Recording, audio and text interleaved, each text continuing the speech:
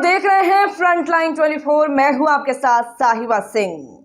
नेता प्रतिपक्ष तेजस्वी यादव ने विधानसभा चुनाव से पहले बिहार की जनता को संबोधित करते हुए एक नए, समृद्ध और प्रगतिशील बिहार का खाका पेश किया है।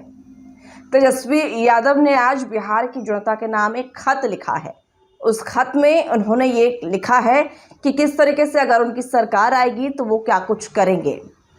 और उन्होंने अपने इस सोशल मीडिया पोस्ट पर उन्होंने ये भी लिखा है कि यह एक अपील या एक भाषण ही सिर्फ नहीं है, बल्कि प्रगतिशील बिहार की रोड मैप है। चुनाव आ रहा है, चुनाव जैसे जैसे नज़दीक आ रहा है, तमाम नेता, तमाम मंत्री, विपक्ष के हों, पक्ष के हों, दावे वायदे करेंगे। और ये एक अपील तेजस्वी यादव की तरफ से भी है। जनता को खुला पत्र लिखा है, जिन्होंने वो उनकी सरकार आई तो वो क्या करेंगे ये बताया है। और साथ ही अगर उन्होंने ये भी जो राज्य सरकार है, नीतीश कुमार की सरकार है, उनसे भी कई सारे जवाब भी उन्होंने मांगे हैं, कई सारे सवाल भी उन्होंने किए हैं इस पत्र में। जरा इस पत्र को आप गौर से देखें।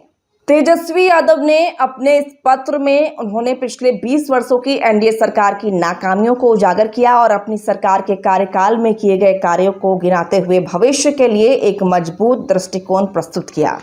तेजस्वी ने बिहार को देश का नंबर 1 राज्य बनाने का संकल्प दोहराया, जिसमें युवाओं और वंचितों, दलितों, पिछड़ों और गरीबों के लिए विशेष योजनाओं पर जोर दिया। तेजस्वी ने अपने 17 महीने के कार्यकाल का जिक्र करते हुए कहा कि उनकी सरकार ने 5 लाख नौकरियां दी और 3.5 लाख नौकरियां प्रक्रियाधीन की, जिससे उनकी इच्छा शक्ति और विजन का प्रमाण मिलता है।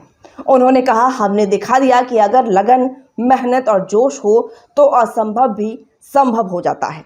उन्होंने एनडीए सरकार पर निशाना साधते हुए कहा कि यह सरकार 20 साल तक असंभव का बहाना बनाकर जनता को भ्रमित करती रही।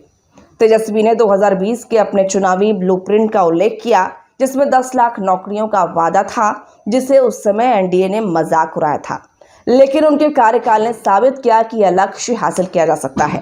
जातिगत जनगणना को समय और न्याय की मांग बताते हुए तेजस्वी ने कहा कि बिहार की एकता ने इसे संभव बनाया, जिसका लाभ पूरे देश को मिला। उन्होंने 65% आरक्षण के लिए अपनी प्रतिबद्धता दोहराई और वचन दिया कि उनकी सरकार बनने पर डोमिसाइल नीति लागू होगी, जो बिहारियों की आन बान, शान और गरिमा को सुनिश्चित करेगी। उन्होंने महंगाई, बेरोजगारी और सामाजिक असमानता जैसे मुद्दों पर एनडीए सरकार को घेरा और कहा कि उनकी सरकार ने 94 लाख गरीब परिवारों को 2 लाख रुपए देने और सामाजिक सुरक्षा पेंशन को 400 से बढ़ाकर 1500 रुपए करने का वादा किया, जिसने एनडीए को अपनी नीतियों पर पुनर्विचार करने के लिए मजबूर किया। तेजस्वी ने बिहार में औद्योगिक विकास के लिए भी बड़ा खाका पेश किया।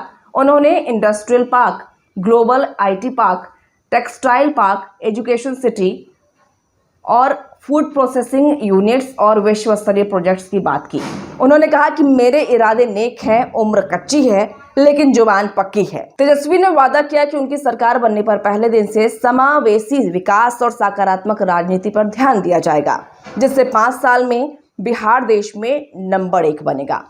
उन्होंने जनता से अपील की कि वोट की ताकत से इस डबल स्टैंडर्ड सरकार को हटाकर एक नए बिहार का निर्माण करें।